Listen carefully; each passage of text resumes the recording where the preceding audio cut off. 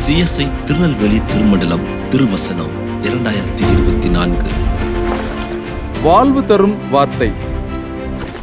தேவனுடைய வார்த்தையானது ஜீவனும் வல்லமையும் உள்ளதாயும் இருபுறமும் கருக்குள்ள எந்த பட்டயத்திலும் கருக்கானதாயும் ஆத்துமாவையும் ஆவியையும் கணுக்களையும் ஊனையும் பிரிக்கத்தக்கதாக உருவ குத்துகிறதாயும் இருதயத்தின் நினைவுகளையும் யோசனைகளையும் வகை அறுக்கிறதாயும் இருக்கிறது. எபிரேயர் 4:12.